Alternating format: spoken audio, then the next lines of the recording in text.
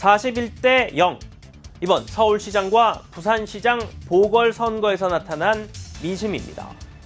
서울 자치구 25곳, 그리고 부산의 16곳 구와 군 모두 국민의힘 후보들이 승리했는데요.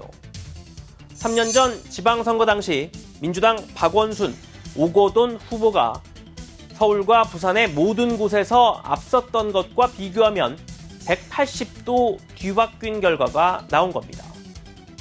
재보선 패배 뒤 임시 비대위 체제에 들어간 여당과 선거에 승리한 야당 모두 이번 선거로 나타난 민심에 몸을 한껏 낮춘 모양새입니다. 더 꾸짖어 주십시오. 마음이 풀리실 때까지 반성하고 성찰하겠습니다. 내로남불의 수렁에서 하루속히 빠져나오겠습니다. 이번 선거는 국민의힘이 잘해서 국민의힘이 이뻐서 지지한 것이 아니다. 승리에 도취되지 말고 정신 바짝 차리고 더 낮은 자세로 더 열심히 해라는 충고를 많이 받았습니다. 이제 정치권의 시선은 11개월 앞으로 다가온 차기 대통령 선거로 쏠리고 있습니다. 여전히 의회와 지방 권력을 장악하고 있는 더불어민주당, 그리고 2016년 총선 이후 전국 단위 선거 4연패의 늪에서 탈출하는 데 성공한 국민의힘. 내년 대선 전망은 여전히 안개 속입니다. 먼저 차기 대선까지 각 당의 시간표를 살펴보겠습니다. 더불어민주당은 당원에 나와 있는 대로 대선 6개월 전인 오는 9월 초까지 대선 주자 선출을 마무리할 계획입니다. 재보선 패배 뒤 당 일각에서 대선 경선 연기론이 나오고 있지만 아직까지는 예정대로 진행할 가능성이 높아 보입니다. 국민의힘 대선 후보는 민주당보다 조금 더 늦게 확정될 가능성이 큽니다. 당원에 선거일 넉 달 전까지, 그러니까 오는 11월 초까지 후보를 뽑도록 돼 있는데요. 당 핵심 관계자는 8월 중순쯤부터는 대선 경선 모드로 들어가게 될 것이라고 전망했습니다. 이번에는 4.7 재보선 결과와 맞물린 여야 대선 주자들 상황 알아보겠습니다. 기본적으로 여권 주자들은 정권 심판론의 책임에서 자유로울 수 없겠죠.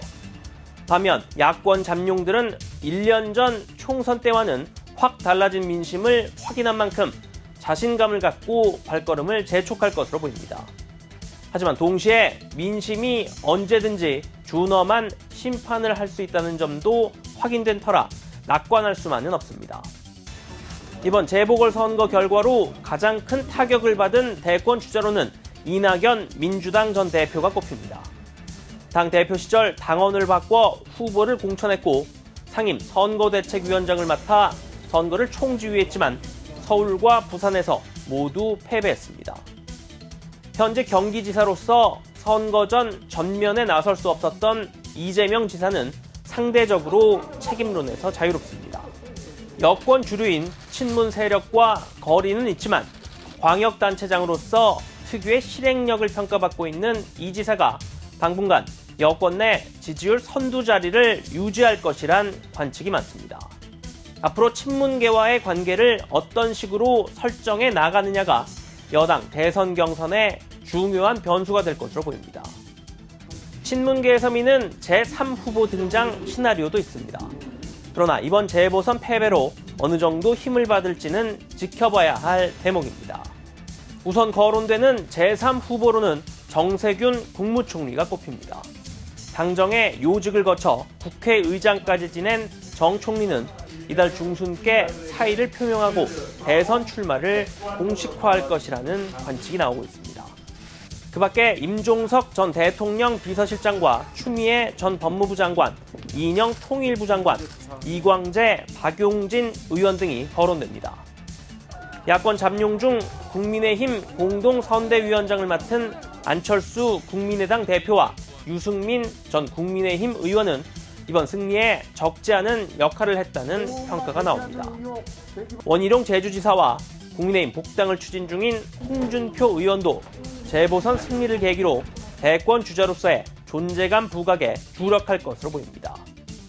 향후 야권 대선 구도의 최대 변수는 윤석열 전 검찰총장의 국민의힘 입당 여부입니다.